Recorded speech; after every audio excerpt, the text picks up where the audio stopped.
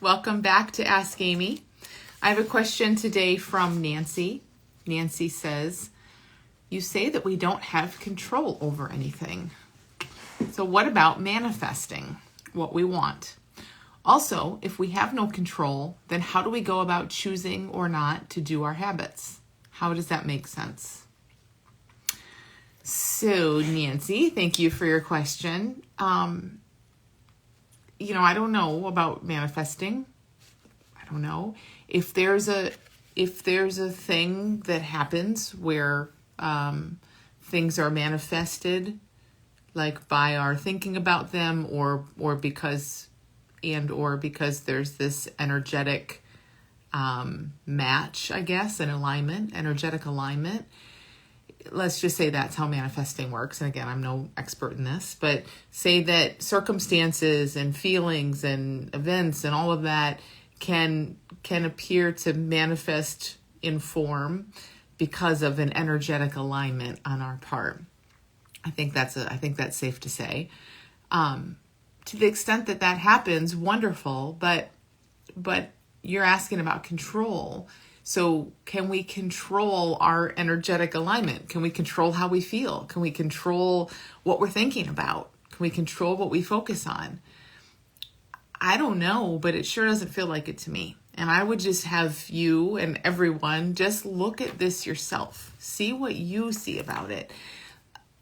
If we could, in a really extreme sense, and maybe not that extreme, like in a really basic sense, if we could control how we feel and our energy alignment and our vibe and manifest all things all the time, why wouldn't we? Of course, we would be doing that all the time. So I think it's clear to see, and again, you check this for yourself, Nancy, but it's clear to me that there's no actual, real basic control in that sense, because everybody's sitting around complaining about what they're feeling and what they have. If they had any real control that they were able to exercise, they would do it. So we at least have to kind of say, okay, like maybe there is manifesting. I'm not saying that's not a thing, but I don't see our control being a part of it.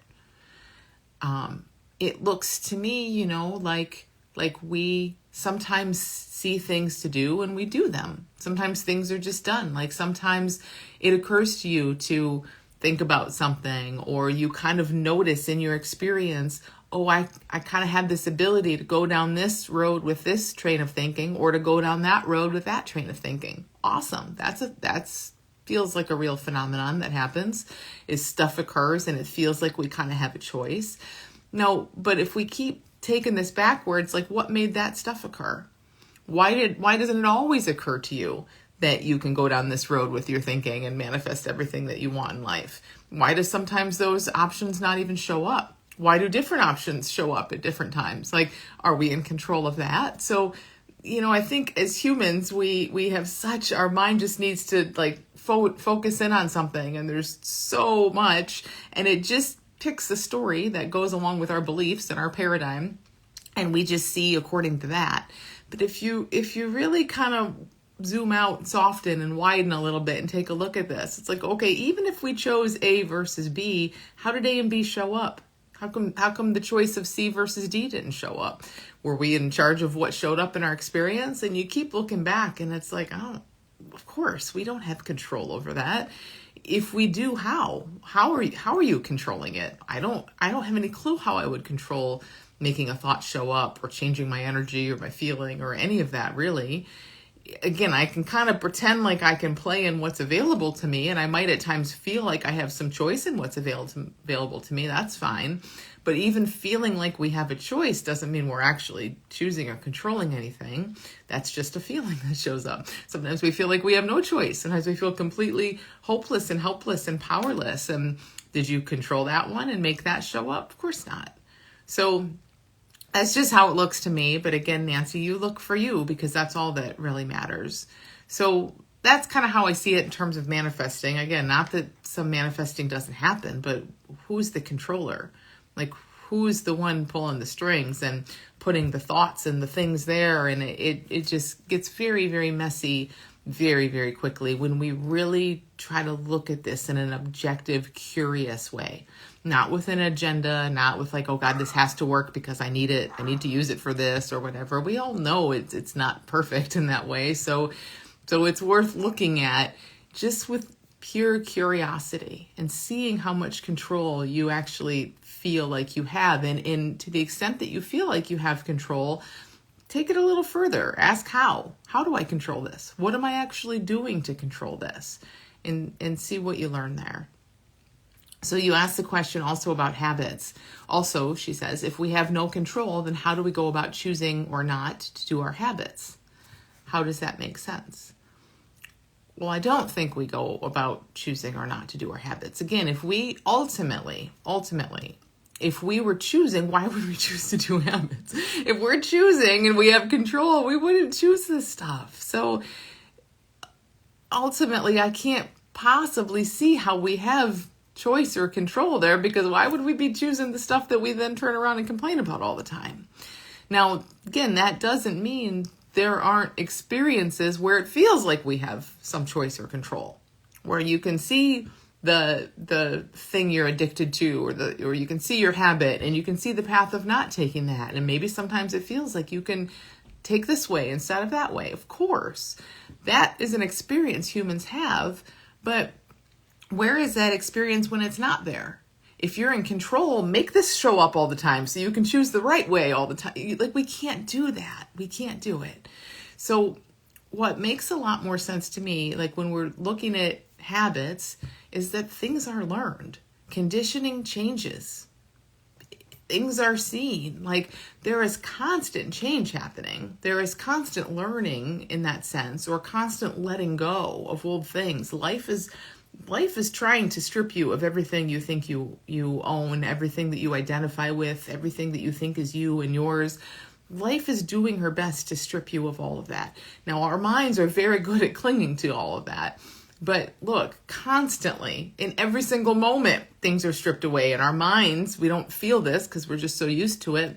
Our minds have to come in and grab it back and say, no, keep it together. This is me. This is what happened last month. This is what's probably going to happen in the future. That is all happening in your mind. That's not life. There's no continuity in life. There's no past and future in life. That's all what a mind does. So everything is constantly falling away. We're utterly free all the time. And then a mind comes in and says, nope, but you're still a you, and here's what happened, and here's what's going to happen. So that continuity experience is being freshly created in every moment. And we start to see that. We can start to see any number of things that allow us to just let this stuff fall away and be stripped away. So when it comes to habits changing and falling away, I mean, conditioning falls away, we relax, we lean into feelings, we see new things, there's constant learning, there's all kinds of change that's happening to lead, behind the scenes change that leads to what we might call my habit changing or my addiction ending. I don't think there's a role for control in any of that. None of that has anything to do with us actually choosing or control. And again, that's only how I see it, Nancy. You look for yourself and see where you feel like you actually have choice and where you feel like you actually have control. And you'll probably find some places, and that's great. And then just look at those further. Look at those more closely. What am I doing to choose? What am I doing to control? And see what you discover in that. Sometimes this can sound like we have no choice, no control. People kind of feel like, okay, I'm just flailing. I'm just totally helpless and there's no point to anything. And that's a legitimate way that it feels sometimes, but that's not at all how I see it. And that's not at all what this means. This doesn't mean anything. That's not what's being said here or what this means. There is no meaning to what's being said. But one way that the way it looks to me at this moment anyway, is when it comes to control and change and not having any, not having any control, not having any choice, is like, oh, I wonder what's going to show up next. I'm not making it happen. If I feel like I choose it sometimes, other times I don't. I'm not ultimately choosing anything. I wonder what's going to show up next. I wonder what's going to show up next. So I just want to share that in case, Nancy, or anyone listening, you're feeling that like you're feeling this being stripped away as if it was a thing you had. I mean, first consider like maybe you've never actually been in control and you've never had choice along the way. So by looking in this direction, nothing's actually being stripped away because I would say you didn't have it to begin with. But if it feels like that, hopeless, helpless, powerless, that's okay too. Lean into those feelings. See what's behind those. Hang out in those feelings a little bit. But also see if you can kind of glimpse that there's another side to this, that there is like amazing freedom and curiosity, and that being in control is not all it's cracked up to be, especially because it seems like the times we want the most control are the times when we're really suffering, which kind of is life showing you, hey, you actually have no control. If you really had any control and choice, you wouldn't be suffering the way you are. So I love that. It's so beautiful how life kind of shows up in those moments to show us exactly what we need. And then we dig our heels in sometimes in our mind and say, no, there has to be control. There has to be choice. And then we feel worse.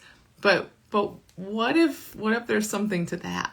What if no choice, no control is actually exactly what we need to be curious about and what would actually help you feel better, not worse? So thanks for your question. A lot of rambling there, but I hope something kind of sparks something in you. And most of all, we just have to look at this ourselves. There's no answer that anyone can give you that's going to like be the satisfactory answer or just going to do anything until we really just kind of investigate this in our own experience and see what we see. So thanks for your question, Nancy. Thanks for listening, everyone. And I'll see you back here next Monday.